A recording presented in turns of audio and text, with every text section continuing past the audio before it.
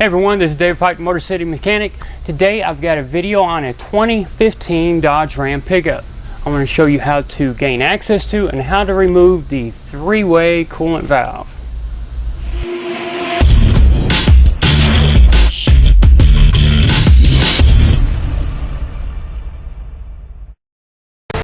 Now when it comes time to access that three-way coolant valve, I recommend taking this air filter box assembly out of the way, because it's located on the frame rail on the passenger side directly below it.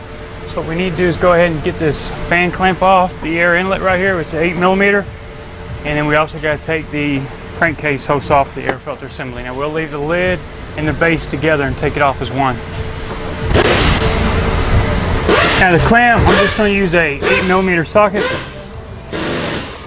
Take that off, start wiggling the intake hose off. And we got the crankcase hose. So we go it off. Now all you're going to do is just lift up straight. Now once you got it off its mounting pegs and it's loose, we'll come out at an angle because we got to clear this AC line with the snorkel. And there we go, we got the air filter box off.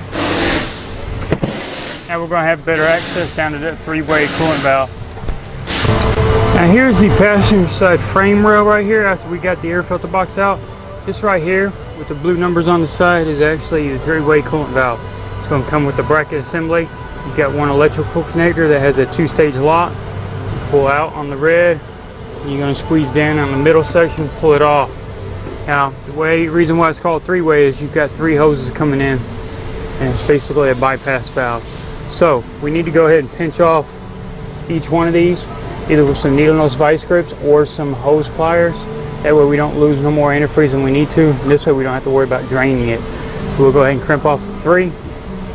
You got your clamps you need to back off, and then we've got, you can move the splash shield out of the way for the fender well liner, and you've got two 13mm bolts, one here and one there. Those will be taken off, and that's what holds the bracket in place. So we'll move on to getting these pinched off next.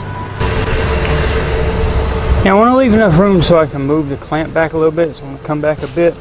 Got some basic clamps here, and they make them all kinds of different versions and styles.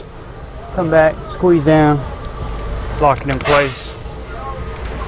We'll do the same thing on both sides here, and then I'm also going to put one on that third.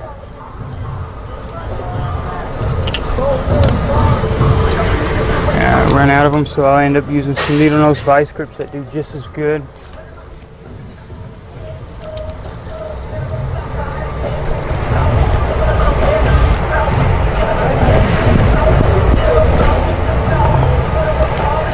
Alright, another thing that'll help me is I go ahead and open the radiator cap. Now that the system is cold, don't do it while it's hot. Open up the cap so it'll relieve pressure in the coolant system. That way nothing's pressurized at this point. It's just the fluid in here and gravity, and that's everything. So definitely do it while it's cold. Do not do it while it's hot so you don't burn yourself. Now I'm going to start taking the clamps off. Now it's best to go ahead and get you a drain pan, put directly up under, because you are going to lose a little bit of antifreeze, and that way it goes into something other than going on the ground. Go ahead and start getting these clamps off, and after I get the first one started, I'll move on to doing the other ones, and then show you about taking that bracket loose. You see, I've left enough room here so that when I do loosen that clamp, I can start moving it past the nipple and clear that, so when I start wiggling it off, it's no longer attached. So I've got that one done. I want to move on to the other two, and then we'll get the hoses off. Got two of the hoses off already. We're down to the last one. I'm just going to grab a pair of needle nose. Try to make sure it's moving freely.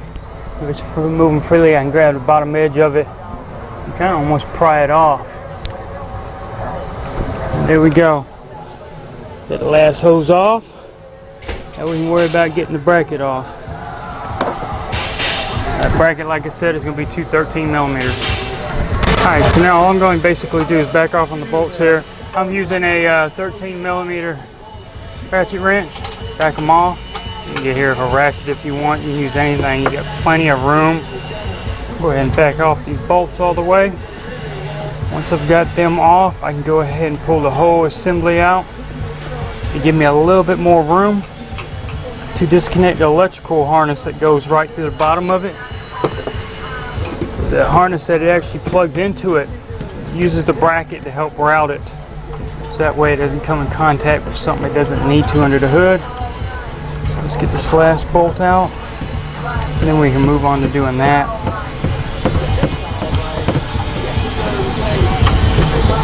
Alright, there you go.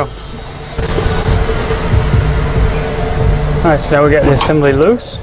Like I said, we can rotate it over. We need to get the harness off. It goes through here and here.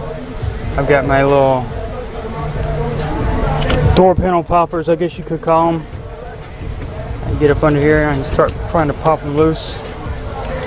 So they're just like a Christmas tree fastener made onto the harness to help route it. Remember where they went. And then now we've got a 3-way valve off. So now we can take it, set it to the side, and grab a new one and come back with it. Now with the new one in hand, we need to go ahead and route that harness again. Make sure we get everything where it's supposed to go. Just use the same holes that the other harness come out of. Just watch where it goes. And then once we've got that last one in, we can go ahead and position it. We can go ahead and get our 213s in place so we can go ahead and mount this assembly. And then after we mount it, all we got to do is put the hoses on, all 3 hoses, clamp them down, plug in the connector, and then we'll go ahead and reinstall the air filter box. There's no need to torque anything. The bolts for the mount just go firm to the frame. That's fine. It's not critical. Just snug them down. So there you have it. 3-way coolant valve replacement. You saw where it's located and you saw the steps to take it off. It's nothing very difficult. It's just one of those things that if you've never heard of or seen before, you might wonder where it's at. You know that it's used for the engine coolant comes in from one side, it goes to the heater core, and it's used for the transcooler. So it's got a motor that turns a door inside, and you got sensors that monitor where it's at. If either one of those does not read properly, you can set codes, and there you go. Now you know how to gain access and replace it. So at this point, I ask for any kind of thumbs up on YouTube. Don't forget to like me on Facebook and follow me on Twitter. You can also check me out on Instagram now. So if you have any comments, suggestions about this video or anything else, please feel free to contact me at david@motorcitymechanic.com, and I'll try to get back in a timely manner. In the meantime, keep watching these videos.